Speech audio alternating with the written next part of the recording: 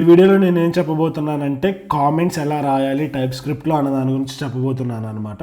So comments అనేది చాలామంది ఇది మోస్ట్ అండర్ రేటెడ్ అనమాట. చాలామంది ఇగ్నోర్ చేస్తారు, కానీ మన కోడ్లో కామెంట్స్ రాయడం అనేది చాలా ఇంపార్టెంట్ అనమాట. ఎందుకంటే మనం రాసిన కోడ్ మనకు అర్థమైద్ది, వేరే వాళ్ళకి అర్థం కాదు. ఒక కోడ్ వచ్చేసి చాలామంది యాక్సెస్ చేస్తారు, different people, juniors, seniors, higher లెవెల్లో ఉండే వాళ్ళు చూస్తారు. కాబట్టి మనం ఏదైతే కోడ్ రాస్తామో దానికి కామెంట్స్ అనేది ఖచ్చితంగా రాయాలన్నమాట.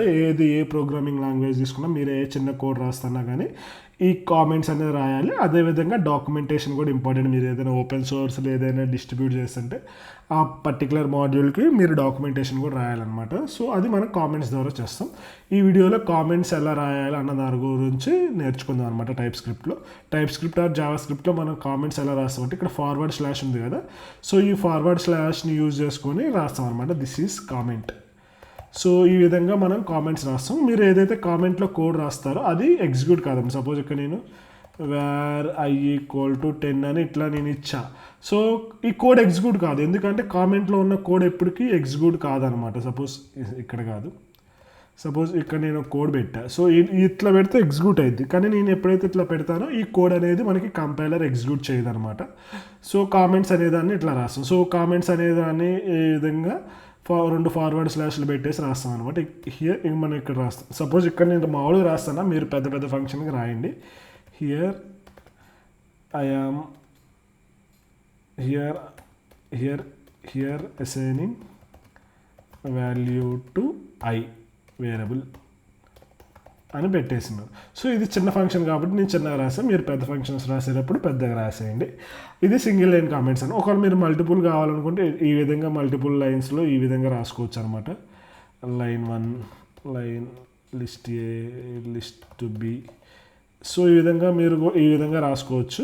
ఇలా కాకుండా మనకి ఇంకొక ఫార్మాట్ కూడా ఉందన్నమాట, డాక్యుమెంట్స్. సో అది ఎలా అంటే ఫార్వర్డ్ స్లాష్ పెట్టేసి తర్వాత 2 స్టార్స్ షిఫ్ట్ పట్టుకొని 2 స్టార్స్ ఇస్తే మీకు ఆటోమేటిక్గా ఈ విధంగా వచ్చేస్తుంది అనమాట. ఈ విధంగా మీరు 2 స్టార్స్ ఇచ్చేస్తే వస్తుంది. లేకపోతే మీరు ఆటోమేటిక్గా ఫస్ట్ ఏం చేస్తారంటే ఫార్వర్డ్ స్లాష్ పట్టుకొని షిఫ్ట్ పట్టుకొని 2 స్టార్స్ యాడ్ చేయండి. యాడ్ చేయగానే ఆటోమేటిక్గా మీకు ఈ స్లాష్ వచ్చేస్తే తర్వాత ఇక్కడ మీరు ఎంటర్ కొట్టండి. ఎంటర్ కొడితే దిస్ ఈజ్ రాసుకోవచ్చు. This is my new code. This will not execute.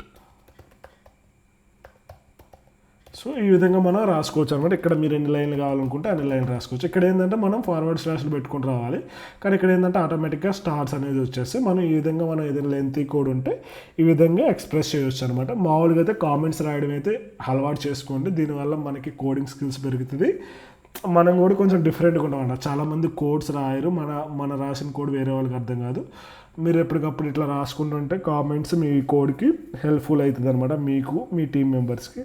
So ఇదైతే మర్చిపోమాకండి. ఈ విధంగా మనం కామెంట్స్ రాస్తాం. దీన్ని ఏమో మల్టీ లైన్ కామెంట్స్ అంటారు. Multi line comments. ఇదేమో సింగిల్ లైన్ కామెంట్స్ అనమాట. ఇట్లా రాసేదాన్ని this is single line comment. So ఈ విధంగా మనం రాసుకోవచ్చు. ఈ కోడ్ని నేను గిట్హబ్లో పుష్ చేస్తాను. ఈ కోడ్ అంతా ఇక్కడ మీకు గిట్హబ్లో అవైలబుల్ ఉంటుంది, చేసుకోండి. Add comments. సో ఈ విధంగా మీరు చేసుకోవచ్చు అనమాట. కోడ్ని కామెంట్స్ని కూడా ఈ విధంగా రాసుకోవచ్చు. రాసుకుంటే కోడింగ్ స్కిల్స్ పెరుగుతాయి అనమాట. మీకు కోడ్ మీద కూడా అవగాహన వస్తుంది. ఏది ఎట్లా రాశారు, ఏ ఫ్లో ఎట్లా రాశారు మీకు అవగాహన వస్తుంది. వేరే వాళ్ళకి కూడా చూసినప్పుడు అర్థమైంది అనమాట. ఈ విధంగా మనం చేసుకోవచ్చు. ఇదనమాట కామెంట్స్ గురించి. Happy coding. Thank you.